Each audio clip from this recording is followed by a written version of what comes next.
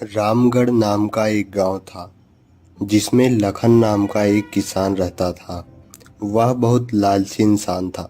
खेती करने के लिए उसके पास बहुत सारी जमीन थी।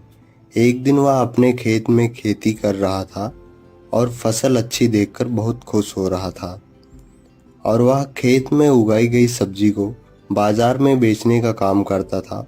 गांव के सबसे ज्यादा अच्छी सब्जी लखन के खेत में ही उगाई जाती थी, जिससे बाजार के सभी किसान लखन से चिढ़ते थे। एक दिन लखन सब्जी बेचने के लिए बाजार गया था। इतनी देर में उसकी सारी सब्जियां बिक जाती हैं। सब्जी जल्दी बिकने के बाद लखन घर के लिए वापस चल देता है और जैसे ही वह घर में आता है तो उसकी पत्नी मीरा उससे पूछती है, अजी आज इतनी जल्दी कैसे आ गए?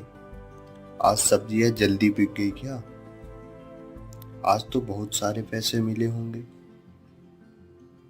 हाँ, सब्जियां तो सारी बिक गई, लेकिन तुम्हें तो पता है कि छोटे से बाजार में हमें उतना पैसा मिल पाता है जिससे हमारा गुजारा हो सके। कोई बात नहीं, कम से कम भगवान की दुआ से हमारा गुजारा तो ठीक से हो रहा है ना। वैसे भी ज्यादा लालच करना अच्छी बात नहीं होती। हाँ, वो तो ठीक है। तुम मेरे लिए खाना लगाओ, बहुत थक गया हूँ सुबह से काम कर कर के। एक दिन गांव में एक व्यापारी अपनी गाड़ी से आता है और वह काफी अमीर व्यक्ति लग रहा था। सब उसकी गाड़ी को देखकर हैरान हो जाते हैं। तभी वह व्यक्ति गांव के एक व्यक्ति से पूछता है, तुम्हारे गांव का सबसे अमीर किसान कौन है और सबसे अच्छी सब्जी किसके खेत में उगाई जाती है? साहब, हमारे गांव का सबसे अमीर किसान लखन है और उसी के खेत में सबसे ताजी हरी सब्जियां मिलती हैं। क्या तुम मुझे लखन से मिलवा सकते हो? जी साहब, बिल्कुल। तभी वह व्यक्ति व्यापारी को लखन के घर ले जाता है और लखन से व्यापारी की मुलाकात करवाता है। व्यापारी की बड़ी गाड़ी देखकर लखन के तो होश ही उड़ जाते हैं। जी साहब, आप कौन हैं? मैं दरअसल चिप्स बनाने वाली कंपनी का मैनेजर हूँ, जिसके लिए हमें अच्छे आलू की ज़रूरत होती है, जिसके लिए मैं यहाँ पर आया हूँ। तो मैं इसमें आपकी क्या मदद कर सकता हूँ? सुनने में आया है कि तुम गांव के सबसे अमीर किसान हो, जिसके पास सबसे ज़्यादा हरी सब्जी मिलती है। लेकिन आपको मेरे बारे में इतना सब कैसे पता? ये जानकारी हमें गांव के नागरिकों द्वारा मिली है। चलो वो सब छोड़ो, मैं आपके लिए एक प्रस्ताव लेके आया हूँ।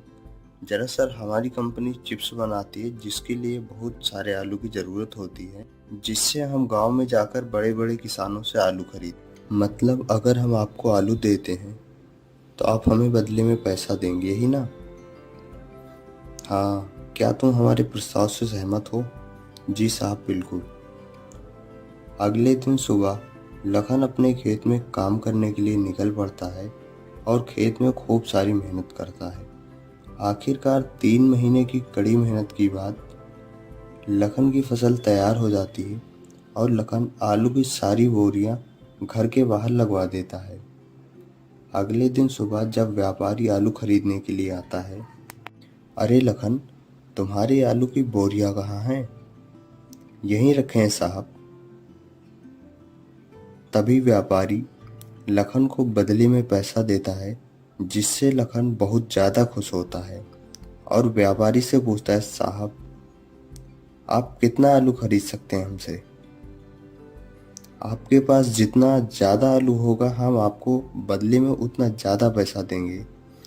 व्यापारी की यह बात सुनकर लखन के मन में लालच आ जाता है और वह बाजार से दवाइयाँ खरीदकर आलू ज़्यादा उगाने लगता है और पहले के मुकाबले फसल काफ़ी ज़्यादा अच्छी होती है। अगले दिन सुबह व्यापारी आलू खरीदने के लिए लखन के पास आता है और ज़्यादा आलू देखकर कहता है, अरे लखन, तुमने तो अब की बार पहले के मुकाबले काफ़ी ज़्यादा आलू उगाए हैं। हाँ साहब, अब की बार हमने कड़ी मेहनत करके अच्छी खेती की है। ये लो अपने आलू के पैसे। पैसा देखकर व्यापारी आलू लेकर चला जाता है। लखन पैसा देखकर बहुत ही ज़्यादा खुश होता है और बहुत जल्द अमीर बनने का सपना देखने लगता है। लेकिन अगली सुबह व्यापारी लखन के घर आता है। लखन व्यापारी को देखकर हैरान हो जाता है और पूछता है, कैसे आना हुआ साहब? लखन, इस बार तुम्हारे आलू में दवाइयों का मिश्रण मिला है। ये बात हमें हमारी कंपनी के क्वालिटी टीम द्वारा पता चला है, जिससे आलू खाने के बाद भयानक बीमारियों का सामना करना पड़ सकता है। इसलिए हम तुम्हें आलू वापस देने आए हैं और तुम मेरे सारे एडवांस पैसे जल्दी वापस कर दो। व्यापारी पैसा लेकर वापस चला जाता है और लखन को अपनी गलती का एहसास होता है और इसके बाद वह कड़ी मेहनत से काम करता है और अपना समय व्यतीत करता है।